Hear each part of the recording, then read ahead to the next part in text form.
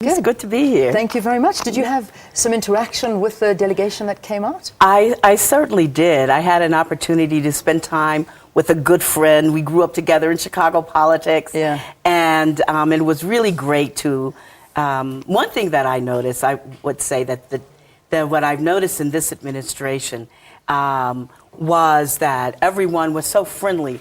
And I noticed that there wasn't the kind of tension between the protective and the security forces of the U.S. that we've had in the past. I noticed they were nice, they were cooperative, you know. And, that's good to know. And so I think that just reflects the different kind of attitude. Fantastic. Well, let's look back over the trip now. How did you feel now that it's come to an end just in South Africa? What were your perceptions?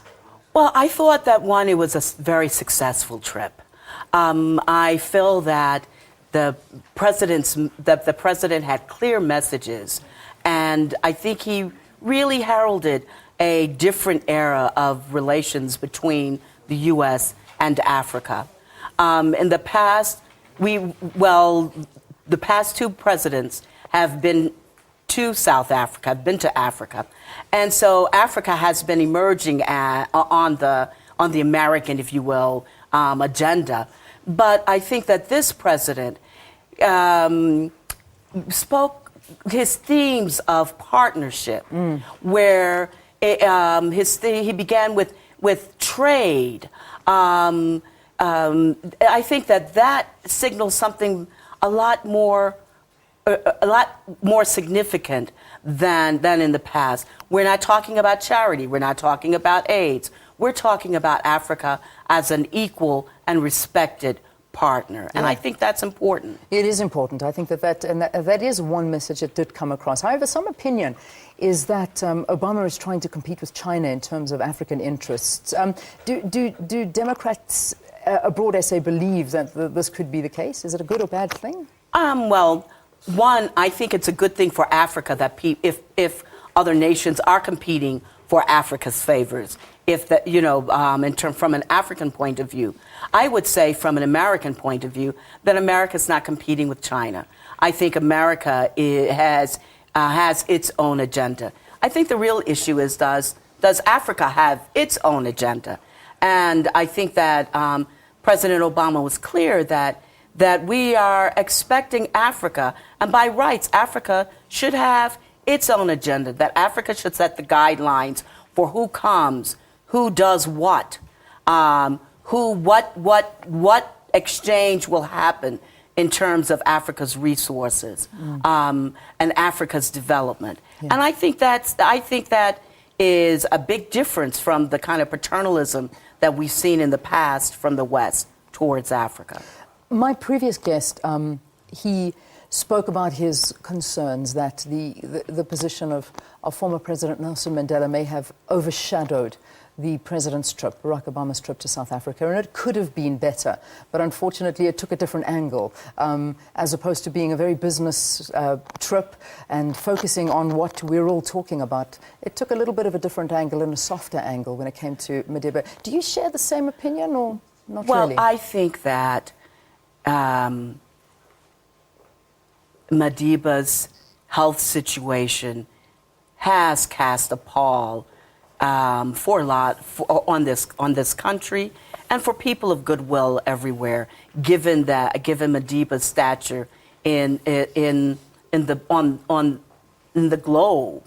But I don't feel that. If anything, I think it gave added significance and weight to what happened. I don't think it diminished it at all. I think it did require that perhaps it cast a more somber kind of attitude, which it should, in respect for what Madiba stands for, who he is, what his great contribution has been, and not just for South Africa, what his role has been as a global leader and as a symbol for what one person can do. Yeah, and certainly a very symbolic walk that was taken by Obama, retracing the steps of our former President Nelson Mandela. And that was, I suppose that, that could have maybe in what the analyst was saying overshadowed some of it, because a lot of people were saying that South Africans were so excited about having President Barack Obama here and his kind of rock star status, and people just love him so much.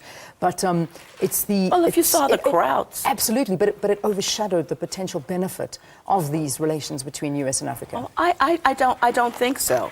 I think it underscores rather than diminishes it. I would sharply disagree with that opinion. I think that out of respect, that it should have had a more somber and serious attitude.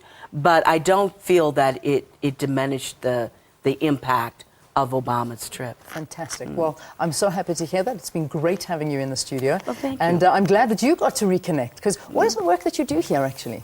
Well, I'm involved in Christian ministry. Right. I am the assistant pastor at my father's house, Christian Fellowship Church. Yeah. And formerly I headed the Illinois Africa Trade and Investment Office. And in that capacity, I had the pleasure and the privilege of hosting then Senator Obama. In 2007. Yes, Yeah. and even then, the focus of our office was to focus on trade rather than aid and disaster, that kind of thing. So it was a very different trip. I mean, having a look at Well, obviously as now, president, when you come as president, it's a completely that's a different trip. difference. Absolutely, you come with a lot more baggage, a lot more helicopters and limousines, as opposed to a senator. Monica, thank you for talking to us, and thank you for being our guest here on Morning Live. Monica Faith Stewart, the chair of the Democrats Abroad SA. We'd love to hear from you. If you'd like to write in to some of your opinions, because the wonderful thing was that I know that there were a select few that were part of the audiences at both UCT and the University of Johannesburg that were listening to the talks that President Barack Obama was giving. But all of us had the opportunity of watching it live, and it was broadcast right here on SABC2. And I thought that was a fantastic opportunity for all of us. What did you think of the trip? Just in a nutshell. We'd love to hear from you. Write to us at Morning Live SABC, and we'll read a couple of the opinions. Obama in SA. I know that was the tagline. Continue to tag it, but write to us at Morning Live. Let's take